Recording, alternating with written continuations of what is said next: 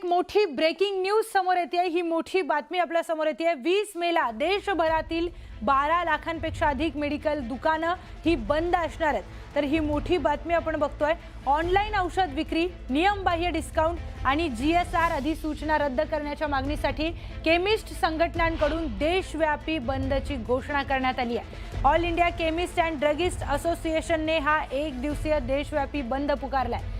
देशभरातील केमिस्ट संघटना या आंदोलनामध्ये सहभागी होणार आहेत। सरकारच्या धोरणांच्या विरोधात तीव्र नाराजी व्यक्त केली जाणार आहे। या बंदचा परिणाम सर्वसामान्य रुग्णांवर होणार असून बीपी, शुगरसह नियमित औषधांची उपलब्धता त्या दिवशी कठीण होण्याची शक्यता आहे। त्यामुळे नागरिकांनी आवश्यक औषधांची पूर्वतयारी करून ठेवावी असा इशारा देखील संघटनांकडून देण्यात आला आहे।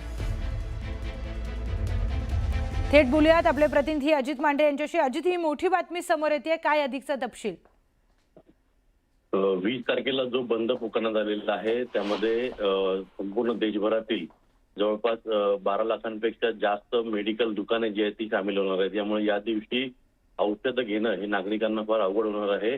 यामुळे या सगळ्या बाबतीमध्ये जी अधिकृत घोषणा जी आहे ही आज दुपारी केली जाईल।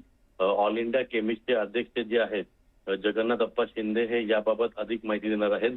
मुळात ज्या पद्धतीनं ऑनलाईन बेकायदेशीरपणे औषधे विक्री केली जातात, खरेदी केली जातात, जीएसआर कोरोना काळामध्ये घरपोच औषधं पोहोचवण्याकरता सरकारने कायदा काढला होता। त्या कायद्याचा गैरवापर करून अनेक मोठमोठ्या कॉर्पोरेट कंपन्या ज्या आहेत या मोठ्या प्रमाणामध्ये या कायद्याचा गैरवापर करत आहेत।